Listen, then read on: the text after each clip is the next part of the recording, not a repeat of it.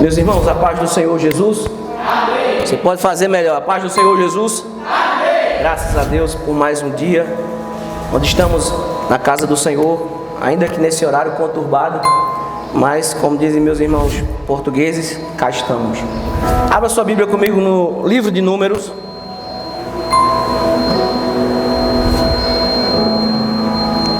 Capítulo 12. Números capítulo 12. Acredito que os irmãos já viram na leitura oficial. Diz assim: Miriam e Arão começaram a criticar Moisés, porque ele havia se casado com uma mulher etíope. Será que o Senhor tem falado apenas por meio de Moisés? Perguntaram. Também não tem ele falado por meio de nós? E o Senhor ouviu isso. Ora, Moisés era um homem muito paciente, mais do que qualquer outro que havia na terra. Imediatamente o Senhor disse a Moisés, a Arão e a Miriam: dirijam-se à tenda do encontro, vocês três. E os três foram para lá. Então o Senhor desceu numa coluna de nuvem e, pondo à entrada da tenda, chamou Arão e Miriam. Os dois vieram à frente e ele disse: ouçam as minhas palavras. Quando entre vocês há um profeta do Senhor, a ele me revelo com visões, em sonhos falo com ele. Não é assim, porém, com meu servo Moisés, que é fiel em toda a minha casa. Com ele falo face a face, claramente e não por enigmas, e ele vê a forma do Senhor, porque não temeram criticar meu servo Moisés. Então a ira do Senhor acendeu-se contra eles, e ele os deixou. Quando a nuvem se afastou da tenda, Miriam estava leprosa, sua aparência era como a da neve. Arão voltou-se para Miriam e viu que ela estava com lepra e disse a Moisés: por favor, meu senhor, não nos castigue pelo pecado que tão tolamente cometemos. Não permita que ela fique como um feto abortado que sai do ventre da sua mãe, metade do corpo destruído. Então Moisés clamou ao Senhor: ó Deus, por misericórdia, concede cura. O Senhor respondeu a Moisés: se o pai dela tivesse cuspido no rosto, então estaria envergonhada por 7 dias. Então que fique isolada fora do acampamento 7 dias. Depois ela poderá ser trazida de volta. Então Miriam ficou isolada 7 dias fora do acampamento, e o povo não partiu enquanto ela foi trazida de volta. Depois disso, partiram de Razote e acamparam no deserto de Parã. Santo Deus de Israel, nós te agradecemos. Te suplicamos, ó Deus, venha até nós nesse momento, Deus. Tem misericórdia do teu povo, tem misericórdia da tua igreja, tem misericórdia dos teus servos. Senhor, fala conosco, não aquilo que queremos ouvir, mas o que precisamos. Tira de mim tudo aquilo que não te agrada, tira de nós tudo aquilo que não te agrada. Traga cada mente cativa a tua palavra. Se apossa do teu povo nessa tarde, Senhor. Enche-os com a tua presença, com a tua palavra, para a glória do teu nome. Edifica a tua igreja, e as portas do inferno não prevalecerão contra ela. Nós te pedimos e te agradecemos, em nome de Jesus. Amém. Você pode sentar, meus irmãos. Queridos, ao longo da vida, muitas rebeliões aconteceram. Se acredita que a maior rebelião que já aconteceu, infelizmente, foi no nosso país. Em 1950, aconteceu uma das maiores, ou a maior rebelião no Brasil, em Ubatuba, na ilha de Anchieta. Lá, muitas pessoas começaram a discutirem. Lá dentro dessa prisão, que era numa ilha, existiam mais de 400 presos, e eles queriam fugir. E o que eles fizeram? Eles pegaram, então, o momento que eles foram apanhar lenha, e começaram ali a criar uma intriga e a brigarem para poder fugir e escapar daquela prisão. Essa rebelião foi uma rebelião muito intensa, e dali saíram pessoas mortas, inclusive pessoas que trabalhavam lá. Alguns homens da guarda foram mortos, muitos detentos também foram mortos. E o que se sabe disso é que todas as rebeliões, a gente sabe como ela começa, mas não se sabe como ela termina. Ao longo dos anos da vida, muitas outras surgiram. No Antigo Testamento também encontramos várias rebeliões, encontramos enormes rebeliões, e a pior delas foi quando o homem decidiu ouvir a serpente, ouvir o diabo, se afastou de Deus e teve Deus como mentiroso. Essa foi a pior rebelião. Encontramos a rebelião onde Satanás, ainda lá no céu, ele decide querer adoração, querer ser como Deus, querer estar no trono de Deus, e ele é então jogado de lá e ele é deportado sem retorno para a terra. E o interessante é que essa também foi uma das grandes rebeliões. Eu não vou perder meu tempo falando muito de rebeliões, porque você já entendeu o meu ponto. No Antigo Testamento você vai encontrar várias rebeliões, e essa do capítulo 12 do livro de Números é uma das rebeliões mais temerárias que já aconteceu na história. Perceba que não tinha motivos aparentes. O povo já tinha várias vezes reclamado com Moisés, ao ponto, meu evangelista, de eles dizerem que era melhor eles terem voltado, eles terem continuado lá no Egito. Agora, como se não bastasse, aqueles que estavam ali para ajudar, aqueles que eram companheiros na batalha, decidiram também se levantar contra Moisés. E perceba que o verso 1 diz como foi, qual foi o motivo que eles arrumaram. Veja no verso de número 1. Miriam e Arão começaram a criticar Moisés porque ele havia se casado com uma mulher cuxita, ou uma mulher etíope. Qual é o problema aqui? Nenhum. Moisés poderia casar com outra mulher, ele casou. Perceba que Arão era o sumo sacerdote, e o livro de Êxodo diz que Miriam era uma profetisa, e eles estavam insatisfeitos. Talvez, como alguns, quando se misturam com outros, são influenciados. Talvez quando na primeira vez que os israelitas discutiram e disseram: é melhor a gente voltar, você nos trouxe aqui, Moisés, para morrer. Talvez os líderes ali, Arão e Miriam, ficaram um pouco influenciados com aquilo.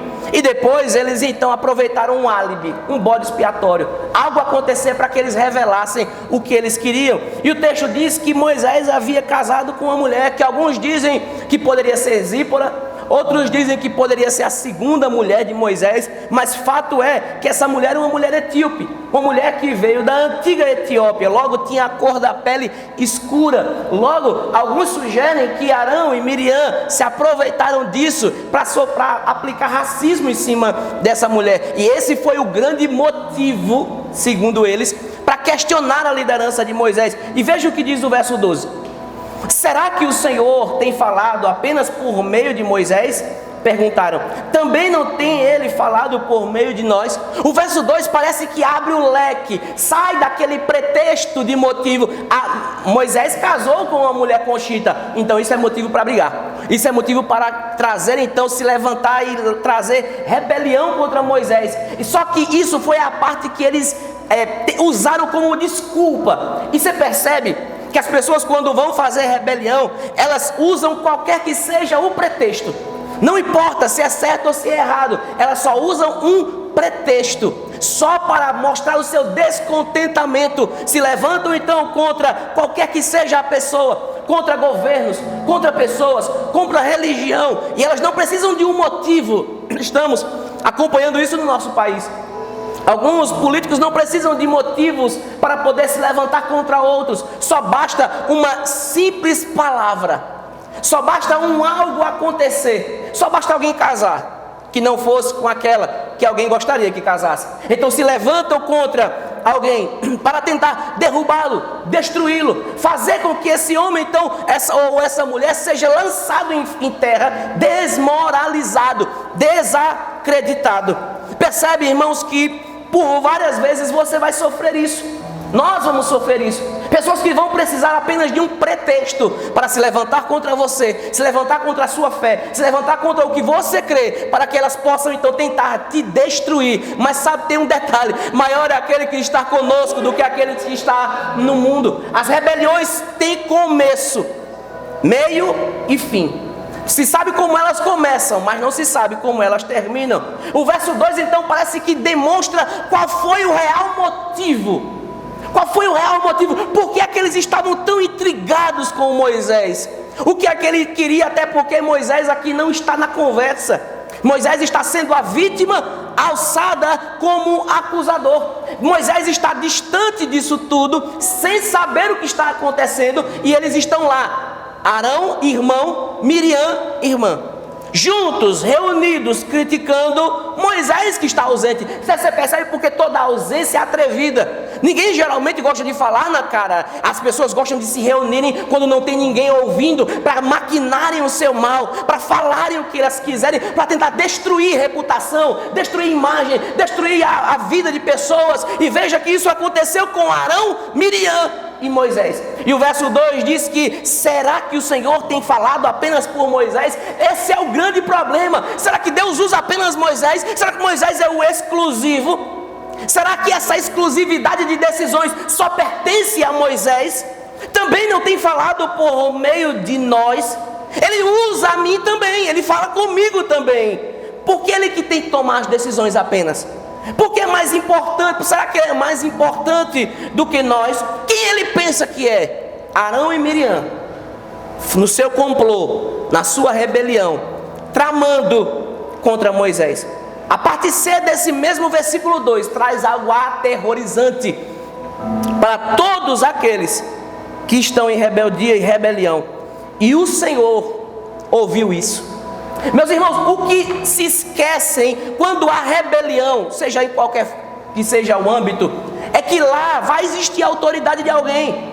Vai existir a autoridade, no caso, se for na penitenciária aquele que está guardando. Vai existir a autoridade do diretor, dos policiais, dos guardas.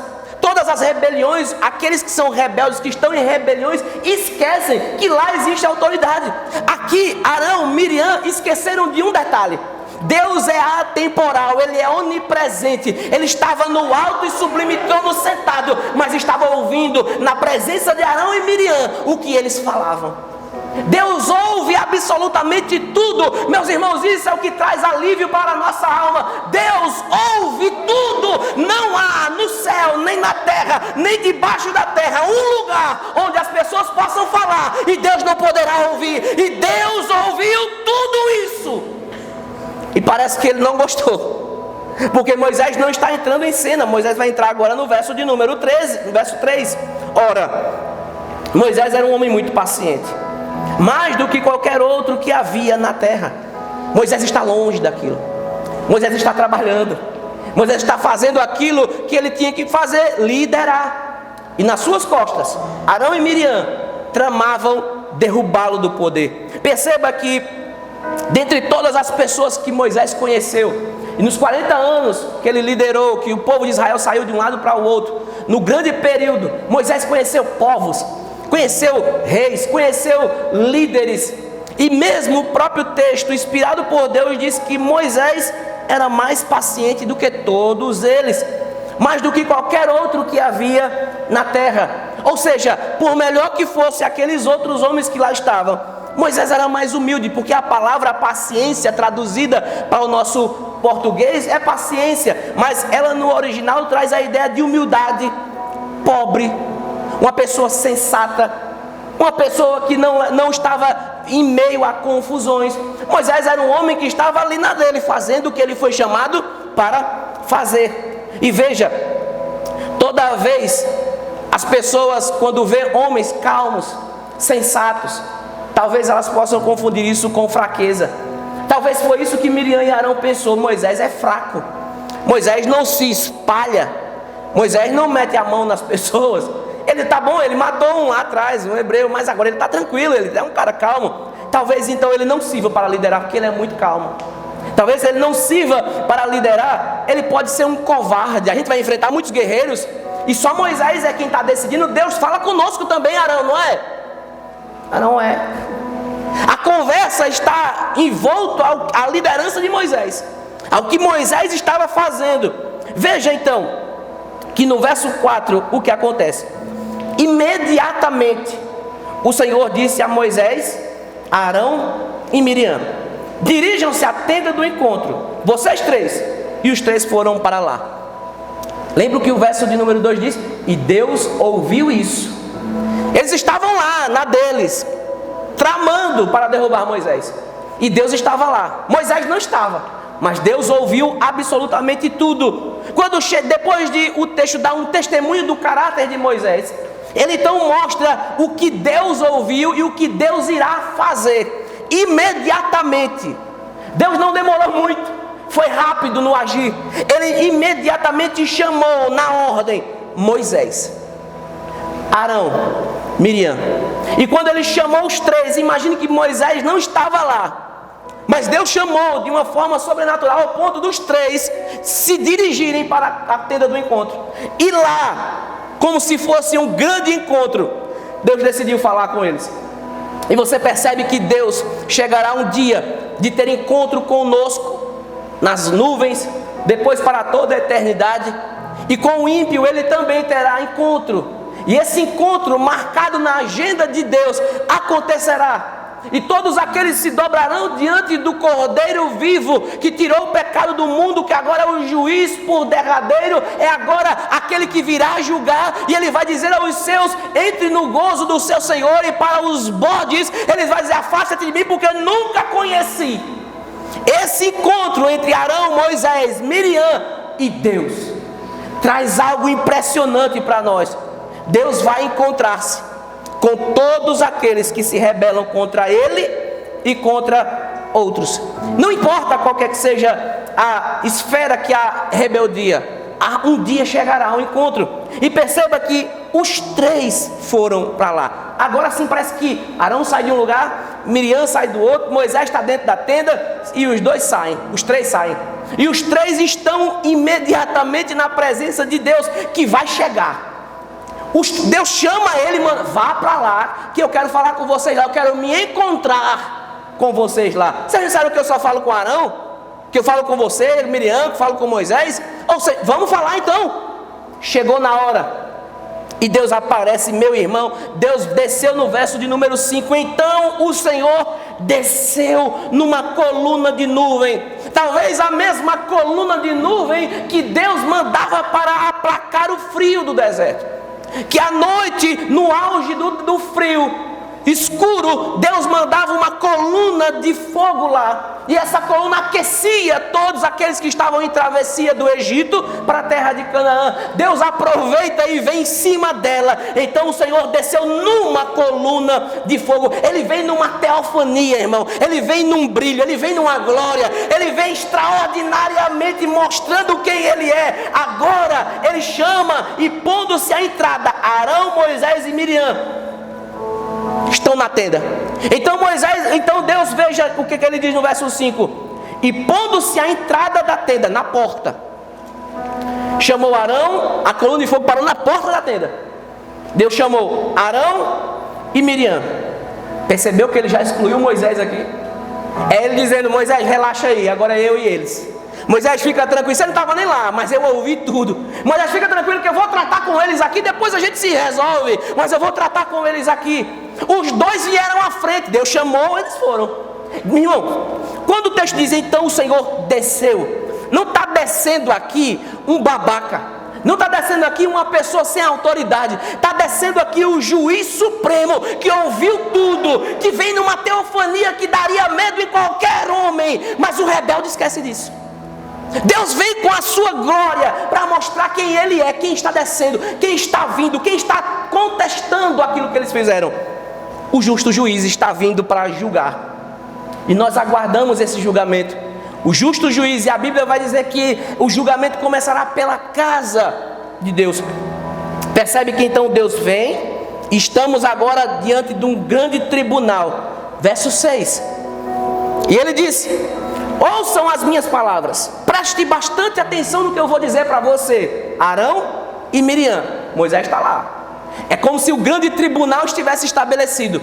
Moisés está do lado, deixado de lado, porque ele era vítima. Ele não fez absolutamente nada a não ser se casar. Se ele está culpado, então você também que é casado também está. Fica aí, Moisés. Ouça o que eu vou falar para vocês prestarem atenção de uma vez, para ver se vocês entendem de uma vez. Ouçam as minhas palavras. Quando há entre vocês um profeta, e o livro de Êxodo diz que Miriam era uma profetisa, tipo você, Miriam. Quando eu quero falar com eles, quando há entre vocês um profeta do Senhor, a ele eu me revelo em visões. Muitos vão abrir, eu vou abrir o leque e mostrar uma revelação, uma visão para ele, para que ele vá e diga isso ao meu povo. Você lembra de Ezequiel 37, aquela visão incrível que o profeta vê? Ou seja, ele disse: quando há entre vocês um profeta, eu me revelo a ele em visões. Eu mostro para ele visões. Em sonhos, em outras vezes, está falando das formas. Eu também falo com ele. Em sonhos, eu falo com ele. Deus usa diversas formas para falar com os seus profetas, para usar os seus profetas. Ele revela de formas extraordinárias. O autor aos Hebreus diz que Deus outrora falou por muitos profetas, por muitas pessoas, mas agora Ele está falando através de Cristo Jesus. Ou seja, não precisamos mais de novas revelações, porque todo o cânon está absolutamente completo. E Deus não vai revelar nada fora do que Ele já revelou. Perceba então que no verso 17 Deus está dando testemunho de Moisés. Não é assim com Moisés. Ele é meu servo, que é fiel em toda a minha casa. Irmãos, temos profetas maiores, profetas menores, temos profetas do Novo Testamento, mas Moisés, Deus não falava com Moisés com visões. Lembra da conversa de Arão e Miriam criticando? Tirar a crítica, era Deus falando com Moisés. Quando Deus ia falar com Moisés, era assim, uma conversa. Ele falava e Moisés entendia. Moisés falava, Deus entendia. Muitas vezes Deus queria destruir aquilo para ver a atitude de Moisés. Moisés se coloca: Senhor, por favor, não faça isso.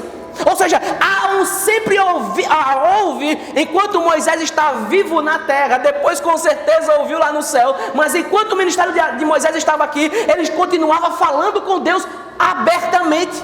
Deus não usava enigmas, não usava parábola para Moisés. Ele não usava visões para Moisés, não. Quando Deus quis chamar Moisés, Ele chamou numa sarça ardente e falou abertamente o que Ele queria falar. E Moisés compreendeu simplesmente, claramente, o que Deus tinha para falar. E Deus está dizendo: não é assim com o meu servo Moisés. Eu não me revelo para ele de outras formas, eu falo com ele.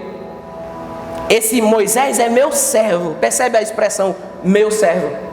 Sabe, meus irmãos, esse é o grande alívio para as nossas almas. Deus não está falando aqui com o povo alheio, Ele está falando com o seu povo. Moisés é meu servo. Todos aqueles que se levantam contra os servos do Senhor esquecem desse detalhe: nós somos servos de Deus. É do Senhor, é a Ele quem prestaremos contas. É a Ele quem nós devemos em todos os âmbitos das nossas vidas. Nós devemos a Ele satisfação. A Deus. Percebe que Ele fala aqui: não é assim com o meu servo Moisés. Ele, além de ser meu servo, e tem um detalhe: ele é fiel em toda a minha casa. Sabe, Ele está trazendo a expressão aqui de um servo, de um serviçal que é de confiança. Moisés não é traíra. Moisés não é nenhum fornicador, nenhum drogado. Moisés não vive em meio à confusão. Moisés é um servo fiel. Moisés é aquele que Ele serve na minha casa. Eu posso confiar em Moisés. Sabe, meus irmãos, você consegue ver que quem está dando testemunho de um homem é o Deus Todo-Poderoso. E é isso que Ele pode falar de nós, como nós estamos agindo. Somos servos fiéis de Deus. E Ele diz: Moisés é o meu servo fiel. Ele é fiel em toda a minha casa. Ele é um homem de confiança. Onde estão os homens de confiança? As mulheres de confiança, os jovens de confiança. Deus tem confiança em nós para trabalharmos na casa dele. Estamos na sua casa trabalhando. E veja que Deus está dando testemunho no verso 8. Ele continua: com ele quem Moisés falo claramente e não por enigmas. Entendam, o questionamento é: será que Deus só fala com Moisés? Ele não fala por meio de nós? Ele não nos usa também? Arão? Com Moisés eu falo face a face, claramente, não por enigmas. Deus falava com Moisés como uma pessoa de frente para outra, como no diálogo que nós temos às vezes com os nossos amigos, no diálogo de uma entrevista, onde você está da frente do entrevistador. Deus assim se revelava a Moisés. Hoje, meus irmãos, Deus se revela a nós da mesma forma. Nós temos hoje a opção e o direito de buscar a Deus, e Ele vai se revelar a nós. Sabe por quê? Porque o véu foi rasgado.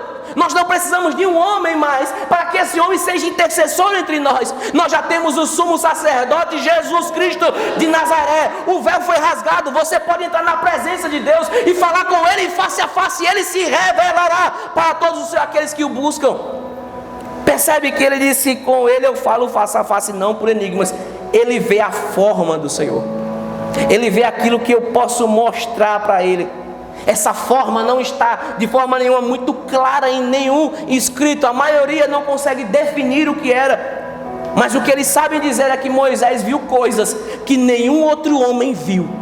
Que Deus, quando quis dizer: eu vou mostrar um pouquinho da minha glória para você, vou te colocar numa fenda e vou colocar a minha mão, e quando eu passar, quando a minha glória passar, você vai ver só um pedacinho dela. E Moisés está ali e ele vê as costas de Deus numa teofania, e Deus se revela e ele sai dali com o rosto brilhando, ele sai daí com um rosto angelical. Moisés viu coisas que os outros homens têm que ver após a morte. Moisés viu enquanto vivo. Deus se revelou para ele de uma forma única, de uma forma incalculável, de uma forma que outro homem na terra não conseguiu ver, em uma revelação. E aí ele faz a pergunta: esse é Moisés que vocês estão questionando? Esse é Moisés, e por quê? Por quê? Parece que Deus está interrogando Arão e Miriam, que estão de cara fechada, pasmos. Ele vai me matar, ele vai me matar, ele vai me fulminar. E Deus pergunta, verso 8, a parte C: por quê? Se ele é isso tudo, vocês já viram isso, vocês sabem disso. Se ele é isso tudo diante de mim, por que vocês não tiveram nem temor? Por que vocês não tiveram temor em criticar meu servo Moisés? Meus irmãos, nós somos servos do Deus Altíssimo. Veja que nós não estamos aqui por acaso. Estamos em passagem, isso é uma verdade. Isso em breve acabará. Nós vamos passar, vamos nos encontrar com o nosso Deus e receber dele a coroa de vida eterna que o Senhor, justo juiz, preparou para todos aqueles que creram nele. Tem alguém aqui nessa tarde? Então você um dia se encontrará com ele, seja em morte, seja arrebatado, mas vai chegar lá. E veja que aqui Deus diz: vocês não tiveram nem temor de criticar meu servo Moisés. Por que vocês fizeram isso? Sabe, meus queridos, opor-se a Moisés ali, naquele contexto, era opor-se diretamente ao sistema que Deus organizou. Deus chamou Moisés, liderou, deu a liderança para ele, e aqueles que se opuseram a Moisés estavam abertamente em oposição a Deus. Você vai ver isso se revelar no Novo Testamento da mesma forma em Atos 9. Paulo vai correr, Saulo ainda, respirando ameaça de morte, vai buscar os cristãos, aqueles que são do caminho, para matar, para levar preso, para humilhar e tudo mais. E quem é que aparece para ele? E o próprio Cristo ressurreto diz: Saulo, Saulo, por que você me persegue? Porque perseguir a igreja de Deus é perseguir o dono dela. Ir contra os servos do Senhor é ir contra o Deus que chamou eles, que instituiu eles. E perceba que naquele momento Saulo diz: quem é, Senhor? Ele diz: eu sou Jesus, a quem você persegue. Você está perseguindo o meu povo, está perseguindo a mim, está perseguindo meus servos, está perseguindo a Deus. Essa é a nossa satisfação. Pertencemos a um Deus que é justo, um justo juiz, que levanta, chama e capacita o seu povo para servir. Verso 9, então, vamos às consequências da crítica. Veja o que diz o verso 9. Então a ira de Deus, do Senhor, se acendeu contra eles, e ele os deixou. Deus fez uma pergunta, não esperou a resposta, porque era uma resposta retórica, era mau caratismo mesmo. Não tinha opção, não tinha justificativa para eles apresentarem diante de Deus. Era mau caratismo mesmo. Era porque eles estavam insatisfeitos e queriam, de fato, derrubar Moisés. Só isso. Moisés não pecou, ele casou. Tudo bem. Então a ira de Deus se acende. E, irmão, essa expressão traz a ideia de um Deus altamente furioso, irado. O que vocês fizeram, eu não aceito. Estou indignado porque Moisés está inocente na história. A ira de Deus se acende como uma fogueira em chamas acesa. E Deus vai julgar. Deus irá trazer ira contra aqueles que de fato se levantam contra a igreja, o povo de Deus. E Deus o deixou. O que estava acontecendo? O tribunal fechou, encerrou. O justo juiz bateu o martelo.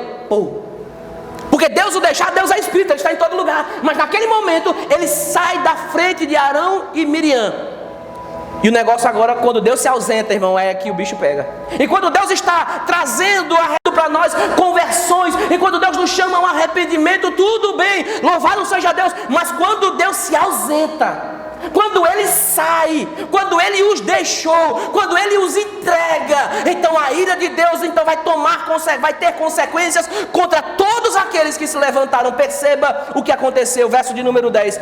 Quando a nuvem se afastou, a nuvem de fogo, da tenda, Miriam estava leprosa. Sua aparência era como a neve. Arão voltou-se para ela, viu que ela estava com lepra e disse, eu vou chegar no verso 11, mas atente ao verso 10. Quando Deus se afastou, ele estava na nuvem de fogo, coluna de fogo. Quando ele se afasta, quando ele sai, apresenta logo uma saída, Deus deixando e automaticamente o juízo vindo. Era como se Deus fizesse assim, ó, tirasse a mão, e agora o juízo vem. Sabe por que nós não somos condenados? Porque o justo juiz, Jesus Cristo de Nazaré, foi para a cruz. E ele, a ira que era para ser derramada sobre mim, sobre você, sobre nós, Jesus como um grande protetor, estava lá recebendo toda a ira de Deus sobre ele, para que nós não sejamos condenados. Então ele nos justifica. E agora, após essa justificação, nós temos paz com Deus. A ira de Deus não está mais sobre as nossas vidas, mas a ira de Deus está sobre o ímpio. O capítulo 3, o último verso do capítulo 3 do evangelho que João escreve, ele diz, quem tem um filho tem a vida, quem não tem um filho não tem a vida, e a ira de Deus repousa sobre ele.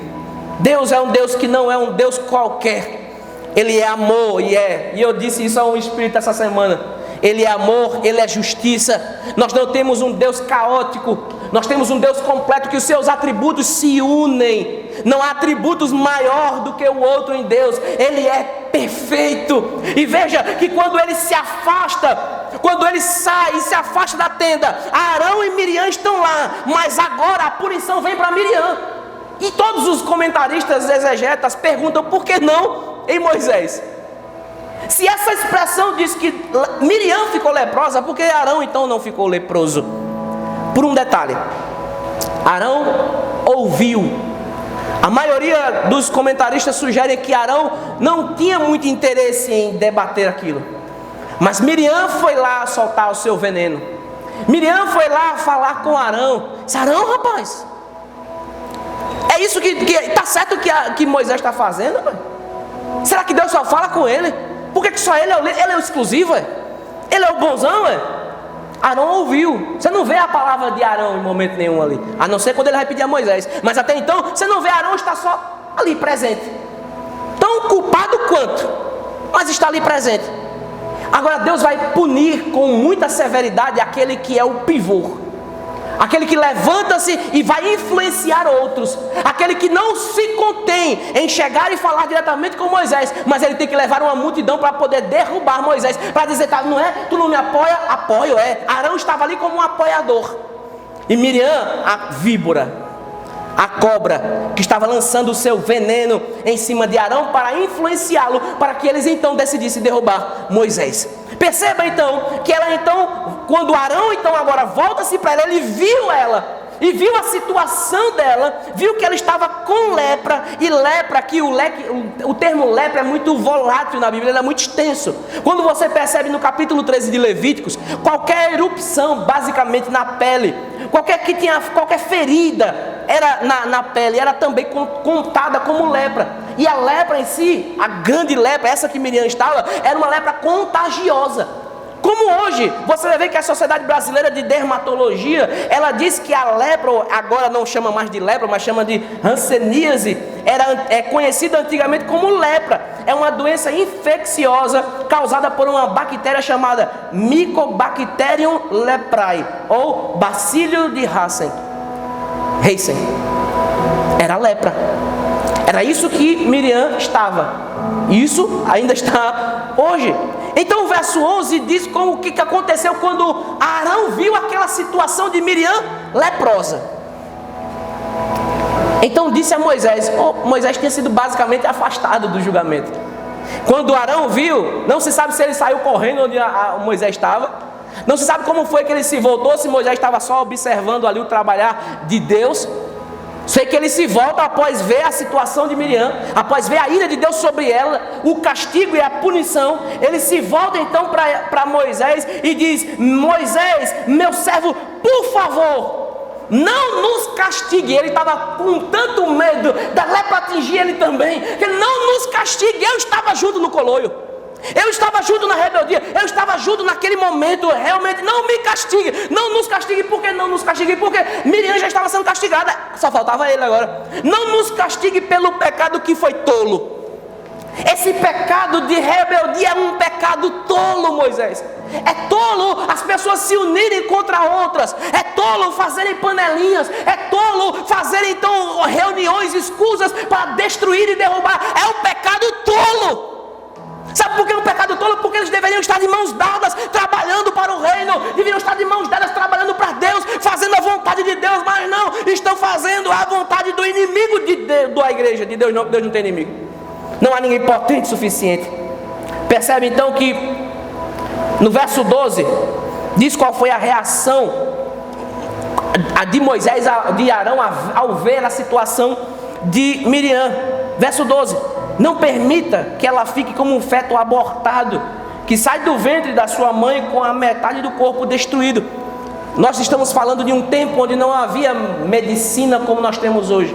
As maiores medicinas que existiam na época eram do Egito. E perceba que Moisés tinha saído do Egito, Arão também. Basicamente eles têm ali aquelas pessoas, uma espécie de parteiras, aqueles como foram muito chamados de curandeiros, aqueles que usavam as ervas para resolver as coisas. E quando as mulheres estavam grávidas e o índice de aborto aborto espontâneo era muito alto, porque justamente aconteciam isso. E perceba que essas mulheres que tinham filhos abortados, seus filhos quando nasciam abortados brancos, quando eles nasciam muitas vezes partiam-se alguma parte dele, quando iam puxar o feto, então quebrava-se alguma coisa. Muitos nasciam deformados por formas incríveis que aconteciam na época, porque não tinha assistência ali, não tinha de fato vitaminas para eles, não tinha todo um pré-natal, vamos dizer assim. E muitos nasciam assim, deformados e com lepra. Eu me lembro de várias vezes que vi crianças recém-nascidas, e muitas vezes, não sei se vocês já viram aquela que nasce com uma pasta, né? Parece que uma película branca. E uma vez eu perguntei para uma médica, ela disse: muitas vezes a mãe tem infecção e o filho nasce, a criança nasce toda branca. Eu não entendi muito bem, mas foi a resposta que ela me deu. Quando Arão viu a situação de Miriam, ele comparou, ele imediatamente assimilou: ela vai ser também destruída, porque ela já está branca, agora só falta ela ser destruída. Então ele pede a Moisés, para Moisés interceder diante de Deus. Então Moisés clamou ao Senhor. Percebe que Moisés tem uma atitude aqui que talvez eu não teria. Mas Moisés, olha, então ele vai lá e: ó Deus, tem misericórdia e cura ela, Senhor. Veja que Moisés vai orar por uma pessoa que está se rebelando contra ele. E nós podemos fazer isso hoje. Enquanto a porta da graça ela não é fechada, nós oramos pelos rebeldes, por todos aqueles que pecam, por aqueles que se levantam contra a igreja. Não tem problema, nós oramos por ele. Mas quando vai chegar um dia que a porta se fechará, e não adiantará ficar aqui orando mais. A igreja não estará mais aqui. Só existirá agora o anticristo, a besta e o falso profeta, destruindo tudo. A ira de Deus sendo derramada, as taças sendo derramadas, tudo vindo, o castigo vindo, a punição chegando. Não adiantará mais dizer: ó Deus, tem misericórdia. Hoje nós clamamos, nós pedimos, é nosso dever, estamos aqui, fazemos isso. Deus é justo, Ele é bom e Ele é misericordioso. Mas chegará um dia onde não vamos conseguir mais fazer isso, onde nós não vamos estar nem olhando mais para isso. Estaremos com Deus na sua eternidade, na sua glória, e conhecendo e prosseguindo em conhecer Deus para toda a eternidade. O Senhor respondeu a Moisés, e quem é que não quer ouvir a resposta? Verso 14. O Senhor respondeu a Moisés, e talvez Moisés queria: tá bom, ouvir a resposta. Tá bom, Moisés, eu vou curar ela, tá? Sabe quando a gente está aqui, Deus, ontem mesmo eu junto com o meu evangelista Fernando, a gente foi orar pela minha mãe que estava com a barriga inchada, porque comeu alguma coisa que lhe fez mal e vomitou bastante, e o estômago, a barriga dela estava inchada. E nós oramos na hora, quando viemos aqui buscar alguma coisa, nós oramos por ela. e pedimos, Senhor, que o Senhor possa curar a enfermidade dela. Amém. E o que é que a gente quer? Que aconteça logo. Quando eu voltei mais tarde, ela já estava um pouco melhor, graças a Deus. Mas você percebe que nós, quando oramos, queremos a resposta: tá bom, ok, vou te curar, vou te dar, vou fazer, vai estar tudo certo, hein? Talvez todos aqueles que estavam com Covid quisessem também ouvir essa resposta. Mas o Senhor respondeu para ele de uma forma que talvez ele não gostou, ou não gostasse. Deus responde com outra afirmação: se o pai dela tivesse cuspido no rosto, ela estaria envergonhada 7 dias, não é? Tem uma interrogação. Que fique isolada fora do acampamento 7 dias. Depois ela poderá ser trazida de volta. A punição dela é justificada com uma comparação dos costumes familiares. Quando uma mulher, seja ela nova ou mais velha, que tivesse o seu pai e envergonhasse o seu pai, o pai muitas vezes poderia cuspir na cara dela, como ainda em alguns continentes no Oriente Médio acontece com algumas pessoas. Ele cuspia e esse cuspe era uma forma de humilhá-la, e ela estaria envergonhada. Ela estaria morta de vergonha. Ela cometeu algo que envergonhou o seu pai, e o seu pai retribuiu a envergonhando. Deus então usa esse exemplo. Se o pai dela tivesse cuspido na cara dela, uma coisa simples. O que ela fez, junto com o outro, foi uma rebeldia muito maior do que simplesmente cuspir na cara dela. Se o pai tivesse cuspido, ele está colocando como um sinal de inferioridade. Se o pai tivesse cuspido, ela ficava envergonhada 7 dias. Mas o que ela fez não foi uma cuspida. Ela tentou destruir aquele que eu levantei. Ela tentou acabar com tudo aquilo que eu construí. Ela foi contra mim, aquilo que eu estabeleci. Logo, ela vai ter que ser punida. Irmãos, percebe aqui que nós temos a disciplina de Deus. No Antigo Testamento Deus sempre disciplinou. No Novo Testamento sempre disciplinou. Deus não aceita o pecado sem punição. Por isso que os nossos pecados foram punidos em Cristo, passado, presente e futuro. Deus não aceita permitir pecado e não dar a punição. E perceba que essa punição de Miriam foi branda, entre aspas. Ela está agora leprosa, envergonhada e tem que ser afastada. Por que ela tem que ser afastada? Porque a lepra contagia. A lepra vai proliferar, tipo coronavírus. E olha aqui a dica que Deus dá quando uma pessoa está. É essa que tem que ficar isolada. É essa que tem que ser afastada. Esse negócio de lockdown para afastar toda a população, para trancar todo mundo, é como se todo mundo fosse culpado.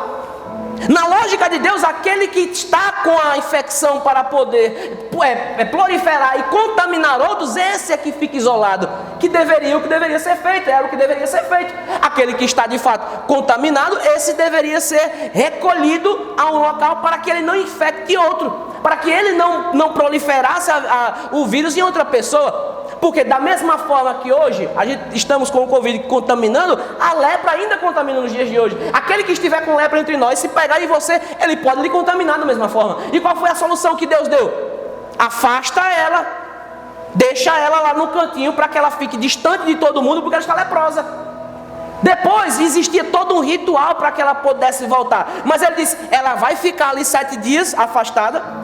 Depois que ela ficar isolada desse acampamento 7 dias, ela pode ser trazida de volta. E aí tinha todo um processo que você vai encontrar no Antigo Testamento. Ela tinha que trazer, tomar banho, que trazer de fato ofertas ali. O sacerdote, o sumo sacerdote tinha que testificar que de fato ela foi curada. Lembra quando Jesus curou os leprosos? Ele disse, vai lá, te apresenta ao sacerdote para que ele ateste aquilo, para que ele possa te declarar que você está limpa. Sabe, e é basicamente o que acontece conosco. Nós somos pecadores de essência, de natureza. E quando somos convertidos, o que acontece? Cristo nos torna limpos, Cristo nos torna justos. Ele olha para nós e nos purifica de todo o pecado. Percebe que o Antigo Testamento todo aponta para Cristo. Verso 15. Então Miriam ficou isolada, fora do acampamento. Então veja que o povo não partiu enquanto ela não foi trazida de volta. Sabe, estamos no final da rebeldia, da rebelião. E Deus não aceitou. Deus não permitiu que o pecado ficasse sem punição. Deus não deixou ela continuar. Ela poderia ter derrubado Moisés. Junto com Arão, eles poderiam ter dado um impeachment em Moisés. Poderiam destruir a vida, a carreira, a reputação, a liderança de Moisés. Ela ficou isolada e esse isolamento dava muito tempo para ela pensar. Parece que Deus, eu vou te colocar no banquinho. Sabe quando a gente era pequeno, estava na escola e quando a gente fazia alguma coisa errada, então a professora colocava a gente de cara para a parede para pensar no que a gente fez? Qual mãe nunca fez isso com o seu filho? Colocou ele na parede e você ficar ali para você pensar no que você fez. Deus está colocando a sua filha, que pecou contra ele, que pecou contra o outro irmão, colocando ela no banquinho. Vá pensar no que você fez. Fique isolada, cumprindo ali a sua punição honestamente. Queridos, nós vemos que depois disso, então, ela pode voltar para o círculo, para o ambiente do povo, porque ela está limpa. Ela está purificada, ela não está mais com lepra, ela não vai mais contagiar ninguém. Quando se trata do seu povo, Deus paga muito bem por ele. Por isso ele não aceita que esse povo se comporte como um povo ímpio. A disciplina que Deus traz, ela acaba para o seu povo.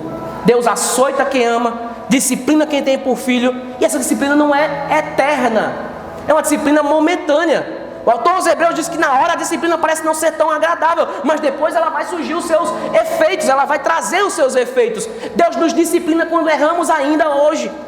Seja contra nós, nossos irmãos, seja contra o Estado, seja contra as pessoas. Deus nos disciplina porque Ele é justo. Ele é justo. Miriam então ficou isolada, punida, fora do acampamento, onde provavelmente existiam outras mulheres. Por exemplo, as mulheres, quando estavam nos seus dias, estavam fora do acampamento. Imagine um grande acampamento lá fora, dividido por compartimentos.